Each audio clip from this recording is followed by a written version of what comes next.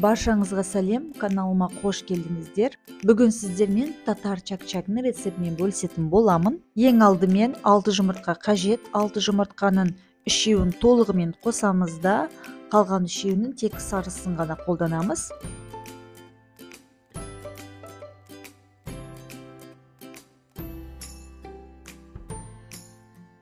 Одан әрі 2 ас қасық қант, шай қасықтың 4/1 бөлігімен тұз, 4 ас қасық сүт және 1 шай қасықпен сода қосамыз. Енді бұл ингредиенттерді миксердің көмегімен немесе осындай арнайы құрылғының көмегімен араластырып аламыз. Енді араласып болған массаға 1 ас қасықпен күріш сіркесі немесе алма сіркесін қосасыздар. Жақсылап араластырамыз және біртіндеп ұнды қосамыз. Сіздер өздеріңіздің ұндарыңыздың ерекшелігін ескере отырып, бұл мөлшерді байқастап қосыңыздар. Бәлкім сіздің қамырыңыздың консистенциясы сұйықтау болып кетсе, онда бұл мөлшерден көбірек те қосуға тура келеді.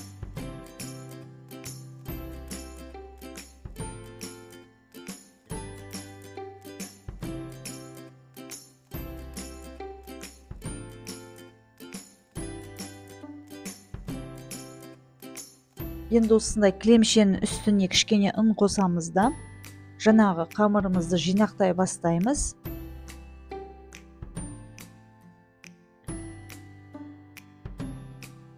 Қазір біздің қамырымыз біраз сұйықтау болғаннан кейін қалған ұнның барлығын осылай қосамыз да, жақсылап илейміз.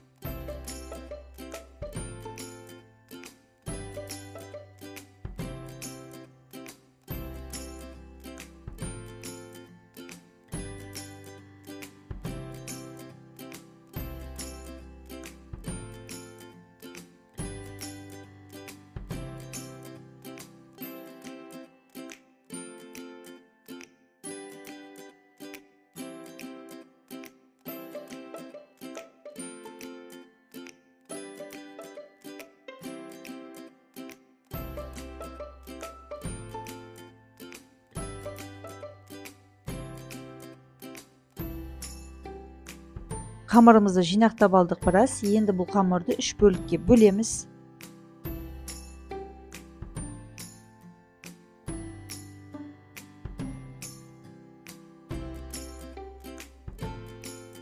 Біраз ұн қосамыз да, 3 бөлікке бөлінген әрбір қамырды жақсылап бастырып илеп аламыз.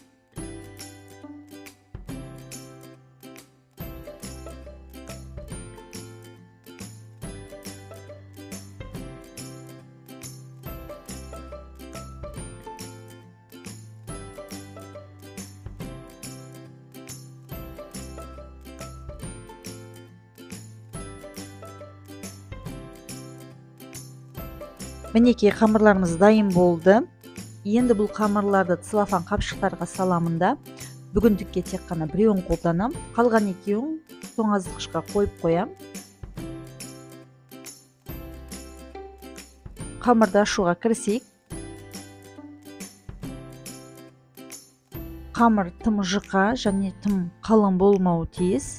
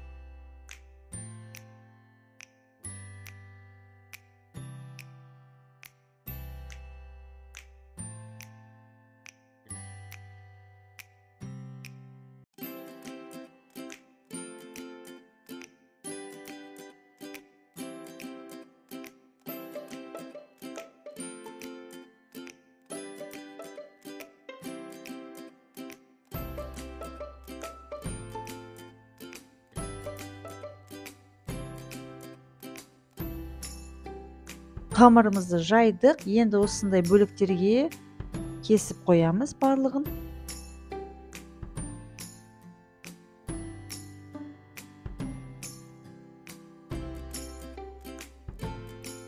Енді бұл кескен бөліктерді аламыз да осындай кішкентай қылдырып тураймыз.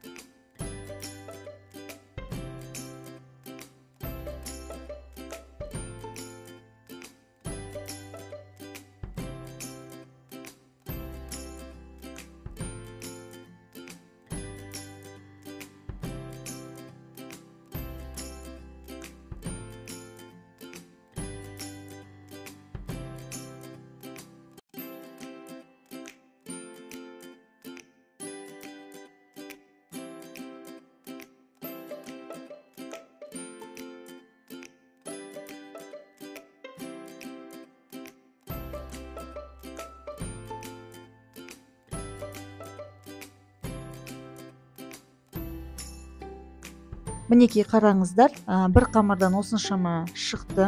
Енді қазанға 25 грамдай сары майды ертіп аламыз. Еріп болған сары майдың үстіне 300-350 мл-дей сұйық май құямыз. Майды жақсылап қыздырып алғаннан кейін чак-чактарымызды салып пісіреміз.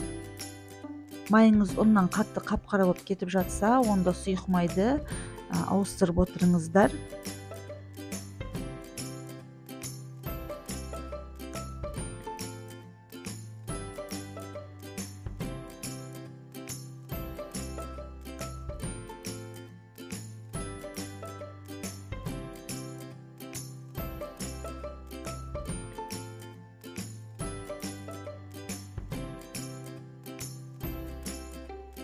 Мінекей қамырларды майға шыжғырып алдық. Енді шәрбатын жасауға көшеміз. Осындай сотейникке ең алдымен 100 грамм балымызды қосамыз да 100 грамм қантты қосамыз. Жақсылап қант ерігенге дейін қайнатамыз.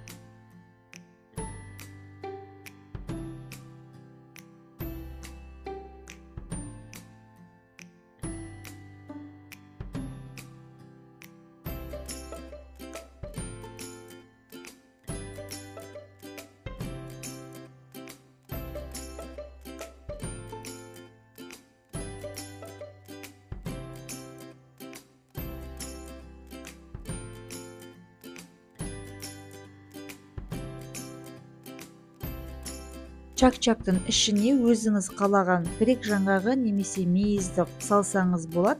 Тіпті екеуін бірге қоссаңыздар да болады. Мен мейізді аса ұнатпағаннан кейін грек жаңғағымен жасайтын болам.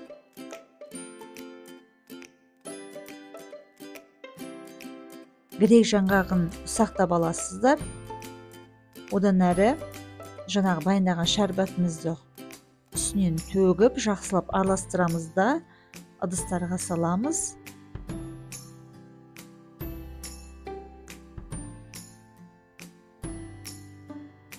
Достар, менің видеоларыма лайк басып, каналыма тіркеліп, және қоңырауша белгісін басуларыңызды сұраймын. Мінекей чак-чактарымыз дайын болды. Сіздерге ас болсын.